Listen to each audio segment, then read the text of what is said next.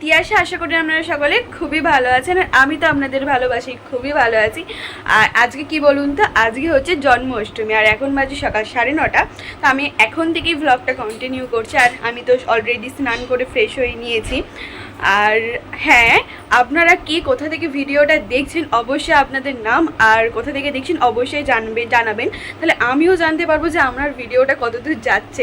অবশ্যই জানাবেন কিন্তু প্লিজ। আর এই যে মা সকাল সকাল আগে পুজো করে নিচ্ছিল, কারণ যেহেতু আমাদের বাড়িতে কোনো গোপাল নেই, তো পাশে এক জায়গায় পুজো হয়, সেখানেই মা পুজো দিতে যাবে বলে তাড়াতাড়ি করে এখানে পুজোটা করে নিচ্ছিল। আর আজকে জানেন তো, একটাও ফুল পায়নি, মানে পেয়েছিল অল্প পরিমাণেই পেয়েছিল। যেহেতু আমরা গ্রামের দিকে থাকি, তো এমনিতে এই দিকে জানেন তো, মানে ভোরবেলা হলে সকলেই ফুল তুলে নেয়। যেহেতু আজকে জন্মাষ্টমী, তো আজকে সকলেই সব ফুলই তুলে নিয়েছিল বলতে গেলে। আর আমার না এখন খুবই খিদে পেয়ে গেছে। আর মা আমাকে যে লুচি আর ঘুগনি খেতে দিয়েছে, এটা যদিও আজকের নয়, এটা মা কালকে বানিয়েছিল, যেহেতু কাল 15ই আগস্ট ছিল। তো আমি খেয়ে নিই, খেয়ে দিয়ে তারপরে আমি আবার ভিডিওটা কন্টিনিউ করছি, ঠিক আছে? ততক্ষণে সাথে থাকো। যে মা এখানে পিঠে করবে বলে বসে পড়েছে। আর দেখুন চারিদিকে কীরকমভাবে সব ছড়ানো ছেটানো আছে। আর এটাতে তাল আছে, তালের ফুলুরি হবে। এটা কিছু নাই, এটাতে যে ময়দা, এটা কি হবে? এটা কি হবে? এটা ফুলুরির জন্য এই যে এটা আছে। আর এখানে তালটা তো রেখেইছে। আর এখানে হচ্ছে যে মা এটা কি করবে, এটা কিসের জন্য করছো? কোনটা? এটা এটা গুড় পিঠে হবে। এটা গুড় পিঠের জন্য করছে। আর এই যে এখানে চিনির জলটা গুলে রেখেছে, এটা কিসে দেবে সেটা আমি জানি না, ওটা ফুলুরিতে দেবে। তেল গরম হয়ে গেছে।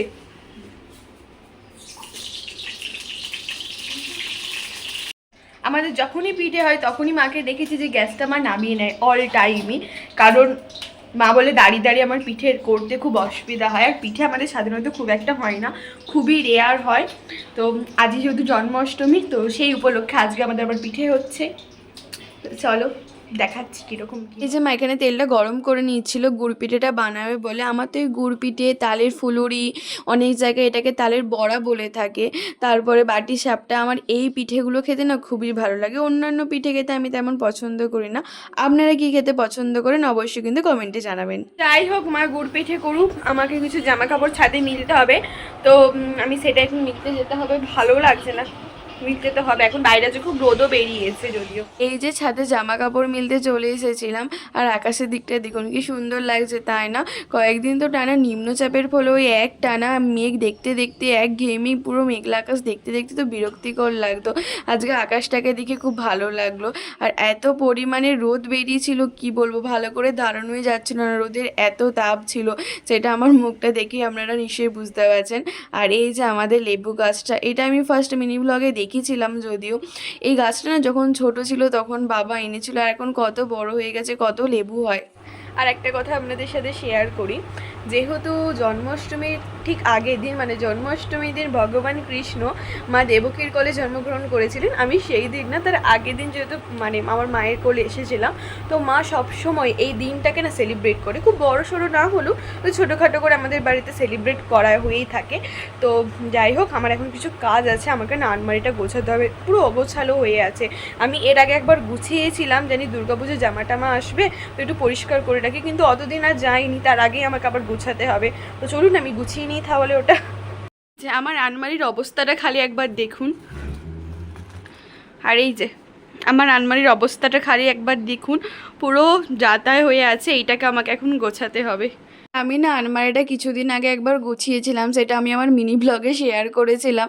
ভেবেছিলাম যেহেতু সামনে দুর্গাপুজো আসছে, এটা একটু পরিষ্কার করে রাখি, নতুন জামা কাপড় আসবে সেগুলোকেও তো রাখতে হবে, তাই না? তো অতদিনও আমার গেল না, তার আগে অগোছালো হয়ে গেছে, আমাকে আবার আজকে গোছাতে বসতে হচ্ছে। দুর্গাপুজো কি তার আগে না আবার গোছাতে হয়? তাও আজকে ওয়েদারটা অনেকটাই ভালো আছে, আজকে না কয়েকদিন ধরে ওয়েদারটা মোটামুটি ভালো আছে, কিন্তু আগে যে পরিমাণে নিম্নচাপ আর বৃষ্টি হয়েছে, ওই রকম যদি আবার বৃষ্টি হয় তো বন্যা তো হবেই অবভিয়াসলি। আগের বারেও জানেন তো এরকম বন্যার হিডিং হয়েছিল, কিন্তু বন্যা আসেনি। সবাই বলছে বন্যা আসছে বন্যা আসছে বলে, এই নিচে টিচে না সব পরিষ্কার করে পুরো ফাঁকা করে দেওয়া হয়েছিল, ওপরে তোলা হয়েছিল।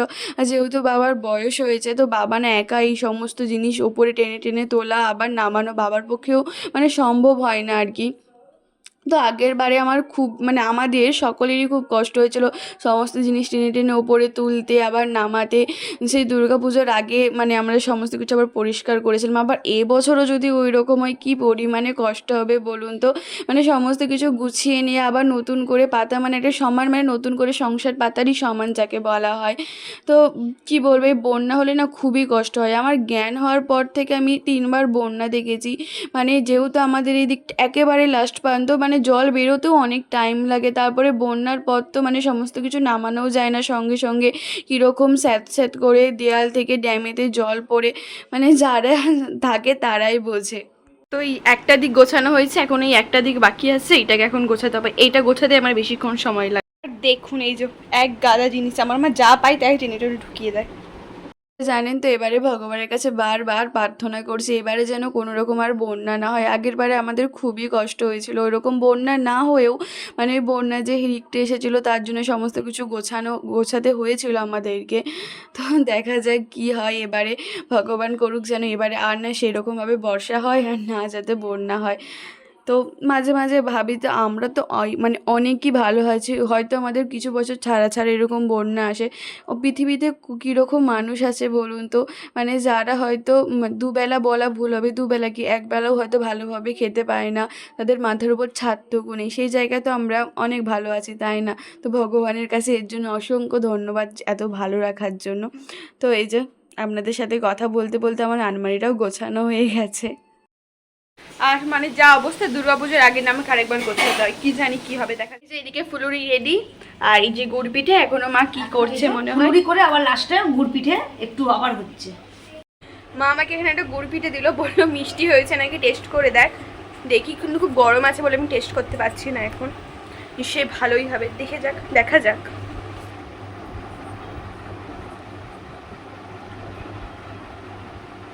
মা এই যে আজকে যেহেতু জন্মাষ্টমী তাই আজকে আমাদের নিরামিষ, আর মা যেখানে মুড়িটায় আলুটা ঢাললো, কিছু না এটা হচ্ছে যে আলুর চচ্চড়ি, আর এখানে একটুখানি বাদাম নিয়েছিলাম, বসে বসে খাচ্ছিলাম। আর এই যে মা মুড়িটা মাখিয়ে দিচ্ছে। তাহলে বড় বড় আমি এখন এত বড় হয়ে গেছি, আমি এখনো মুড়ি মাখিয়ে খেতে পারি না, যেটা আমার বলতে বিন্দু মাত্র লজ্জা নেই। মানে যতই হোক মা মুড়িটা মাখিয়ে দিলে না সেই স্বাদটারও দ্বিগুণ হয়ে যায়, দ্বিগুণ বেড়ে যায়। আমার সাথে যারা যারা একমত এই কথাতে তারা অবশ্যই কিন্তু কমেন্ট করে জানান। বলুন রাধারানীর লুকে কেমন লাগছে? আমার তো নিজেকে খুবই পছন্দ হয়েছিল। আসলে দুপুরবেলা রিলস স্ক্রল করতে করতে দেখলাম সকলেই এরকম রাধারানী সেজে ভিডিও পোস্ট করছে, তো আমারও ইচ্ছা হলো। আর এত রোদ ছিল না, ঠিকভাবে বুঝতে পারছিলাম না আমি ক্যামেরাটা অন করেছি না অন করিনি, তাই এরকম হাত দিচ্ছিলাম ক্যামেরার কাজটাতে। আসলে সকলে দেখলাম এরকম রাধারানীর লুক মানে সেজে পোস্ট করছে, তো মনে হলো যে আমি নিজেও একটু করি, কেমন লাগে। মানে নিজের কাছে কিছুই ছিল না সেরকম বলতে গেলে। দিদিভাই এইবারেরই দুর্গাপুজোয় ওই একটা 3 পিসের সেট দিয়েছিল, তার ওড়নাটা মানে দুটোই মেনলি ওড়না ছিল আর একটা অনেক দিনের স্কার্ট ছিল, সব কিছু জোগাড় করে মোটামুটি রাধারানী সেজেছি। আর মাথার যে ফুলগুলো ছিল ওগুলো হচ্ছে যে অপু দিয়েছিল আমাকে, সবই বলতে গেলে। তো সবই মানে জোগাড় করে সেজেছিলাম। তো প্রথমে ভাবিনি এতটাও মানে ভালো লাগবে বলে, আমি জানি না আপনাদের কেমন লাগছে, কিন্তু আমাকে না নিজেকেই নিজের এই লুকে মানে কী বলবো এত ভালো লাগছিলো, সেটা আমার এক্সপ্রেশন দেখে নিশ্চয়ই বুঝতে পারছিলেন। আর দেখুন হঠাৎ করে দেখলাম মেঘ হয়ে গেছে, এই বলছিলাম ভালো মানে ওয়েদার, আবার মেঘ হয়ে গেছে। আর তারপরে এই যে বিকালে মা যে পুজো দিয়েছিল পাশে বললাম, সে প্রসাদটা দিয়ে গেছিলো। আর মা আমাকে হাতে এটা কি বলে ঠিক আমার জানা ছিল না, মেবি তিলের নাড়ু বা সামথিং এরকম কিছু বলে, আর নারকেল নাড়ুটা দিয়েছিল। আর দারুণ প্রসাদটা খেয়ে নিই। তো আমার খুব তাড়াতাড়ি মানে খুব সামনে এক্সাম আছে, তো আজকে আমি ভিডিওটা এখানেই শেষ করছি, ভিডিওটা ব্লগটা আমি এখানেই শেষ করছি। যদি ভালো লাগে লাইক কমেন্ট সাবস্ক্রাইব করে দিয়ে একটু পাশে থাকবেন। নেক্সট ভিডিওতে আবার আপনাদের সাথে দেখা হচ্ছে, নেক্সট ব্লগে আবার আপনাদের সাথে দেখা হচ্ছে। চলুন বাই, টাটা। ততক্ষণে সুস্থ থাকবেন, ভালো থাকবেন।